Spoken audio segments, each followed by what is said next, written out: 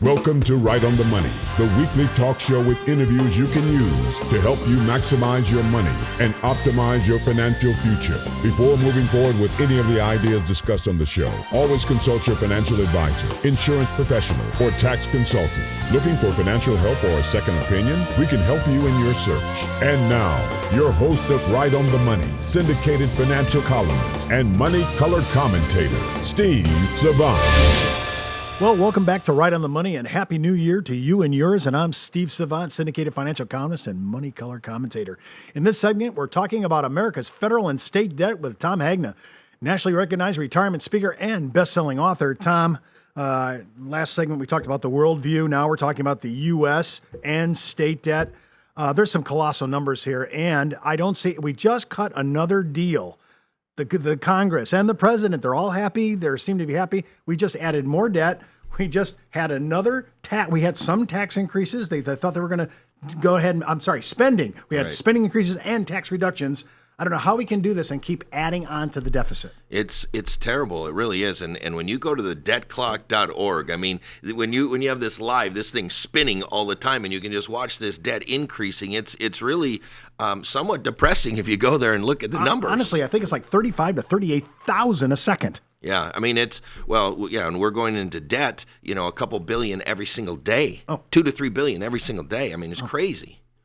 So, I mean, if we break this down, our national debt is now over $18 trillion. Now, Steve, what I say is this should be a national crisis, but you know why it's not? Because most people don't know what $1 trillion is. So let me try to put it this way. If $1 equals 1 second, $1 million equals 11 and a half days, $1 billion equals 32 years, $1 trillion equals 32,000 years. 32,000 years at $1 equals 1 second, and we're 18 trillion in the hole with about 100 trillion of unfunded obligations. This is serious business.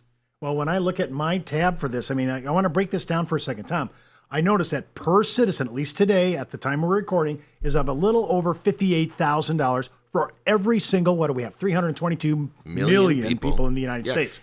For each taxpayer, it's 157,000. Well, wait a minute. See, this is what bothers me. I know everybody's paying Social Security, FICA, FUTA, SUTA. Everybody's comes out of our checks. Right. But only half the country is paying actual federal tax. Right. So us who are paying taxes, we don't owe $58,000. That's per citizen. We owe $157,000. When are you going to send yours in? Hopefully, I'll die before then.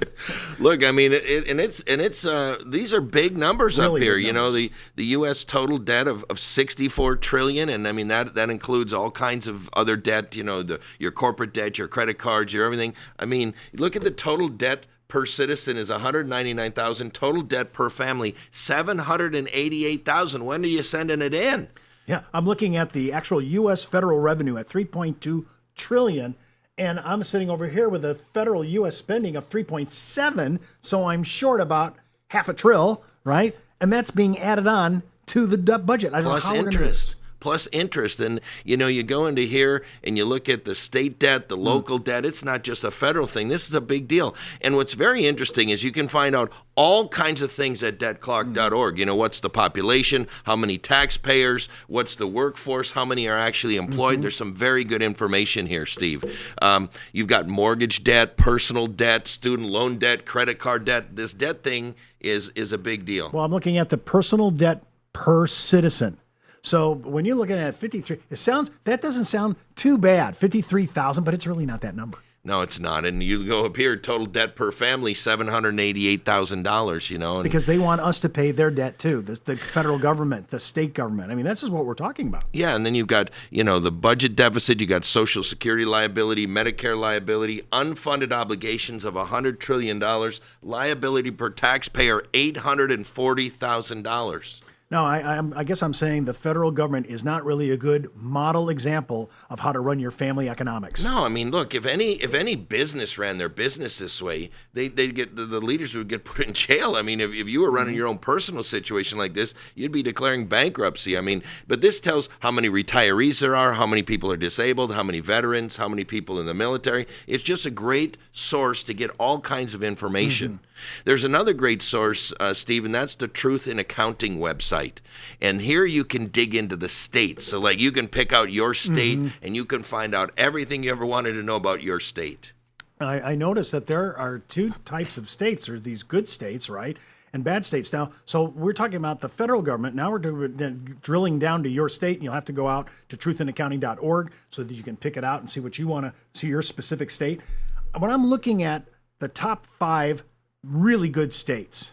They call them the Sunshine States, Steve. I love that. You got Alaska, which isn't in debt. There's a surplus of $52,000 per person in Alaska. North Dakota, they were big in oil. Now that's going to be changing, but at least they didn't spend it, right? By the way, a little side note there, Tommy. It looks like Alaska is going to, for the first time, start looking at a state income tax. Yeah. They're just starting to look at that now. Well, but look, Alaska, North Dakota, Wyoming, you're looking at 3 big oil states, and now oil prices are way down, and they're likely to stay down for a very long time because of all this excess supply from fracking. And so, but thank goodness those states did not go out and spend all their money in the good times. They actually saved it, and they have a surplus. And Wyoming has a surplus, Utah has a surplus, South Dakota has a surplus. Tommy, I just want to say something. Every one of these states has got serious winter. Yeah, they do. I mean, think about this. I mean, people say, I'm going to Alaska. It's got a 50, well, yeah, but it's Alaska. And I don't want to bring politics into it, Steve, but those are all Republican states, I will have you notice, with surpluses, all right? They're red states at all. Yeah. Now let's go to the sinkhole states. These are states that are in pretty big trouble. New Jersey has a burden of $52,000 per person. Connecticut, $48,000 per person. Illinois's got all kinds of problems. $45,000 per person. Kentucky, $32,000, and Massachusetts, $27,000. How are we going to rein this in? I mean, you're looking at the math. The politics is getting in the way. We can't really do the right thing. It would be harmful to the economy if we tried to start paying down this debt. Yeah. How do these, certain states are just going to attract people, and certain states, people are going to be leaving. Yeah, because when you're in debt, what do you have to do? They're going to raise the taxes. Well, when people get their taxes raised, guess what they say? You know what, Florida, Texas look pretty good. They don't have any state income tax. And so to tax their way out we've got to get budget discipline. Look, whether you're a Republican or Democrat shouldn't matter. We should all agree you can only spend what you take in. Isn't that a good whether you're Democrat or Republican, you got to live within your budget. Now we could say how we're going to spend the money differently, Republican or Democrat, but shouldn't we both say that no matter what, we shouldn't spend more than what we have? That should just be a bedrock thing, and that could solve a lot of problems. Now, everybody, most citizens, consumers, the public, we have to do that. We have to do that. Any business has to do that. The government should have to do that as well. Now, if there's extreme emergencies like market crashes or wars, there may be times when you have to violate that. But in normal, peaceful times, we should stick to that. Okay, I'm thinking of this old phrase it's attributed to Bill Orwell. I don't know if it's true. It says, if your outgo exceeds your income, then your upkeep will be your downfall. Well, look, somebody's going to pay the piper. You cannot keep borrowing and borrowing and borrowing without any consequence. There will be consequences, and it will be bad. And you know what's going to hurt? It's going to hurt the poorest among us are going to get hurt the most. And look what's happening in Greece. Look what's happening in Greece. The rich people they leave. They're okay. It's the poor people that get hurt. And so spending too much money does not help poor people. It never has and it never will. Well, I've even seen some countries that were used as probably this great trophy of liberalism from a political point of view. And now Denmark's even thinking, well, we got to kind of start pulling things back. There are more conservative governments coming online. We're going to see some real changes in the earth. I mean, I think the world has to really come up. I mean, with that first segment, we said, how much was it? 57 trillion worldwide. Worldwide government debt. So when we're looking at the United States, and of course, we're in an election year coming up here. We're talking 10 months out. I think any candidate that doesn't talk about dealing with the debt, if you're under 50 years of age, that person should not be on your docket. Right. And look, we don't have to pay the debt off tomorrow, Steve. Here's the deal. What if right now our debt's going like this, $2 to $3 billion every day? What if we just leveled it off and put it on a 50 or 60 year glide path? We don't have to pay it off in 5 years or 10 years. Put it on a 50 or 60 year glide path, but just get it in the right direction. It is going the wrong direction right at a time when 78 million baby boomers are reaching retirement, where they're not going to be earning, they're not going to be paying taxes, they're going to be collecting benefits. This is bad. It's only going to get worse, and we need leaders to step up to the plate and acknowledge it. Tom, let's say you're the president of the United States before we close out the segment. How would I fix this? Well, I think you gotta do some type of balanced budget, okay? And like I said, we don't have to pay it off tomorrow. We just got to stop the growth. We got to level it off, and we got to put it on a glide path. It could be a long glide path. We're a very wealthy country. We have a lot of good things going for us, but we cannot continue this. It's unsustainable. Right at a time when we got record numbers of people retiring. I want to thank Tommy Hagner for being my guest. But before I go, remember what the good Reverend John Wesley once said: "Make all you can, give all you can, save all you can." I'm Steve Savant. We'll see you next week right here on Right on the Money. For more information on this week's money topics, just go to our website at www.rightonthemoneyshow.com and follow Steve's daily postings on Facebook, Twitter, and LinkedIn.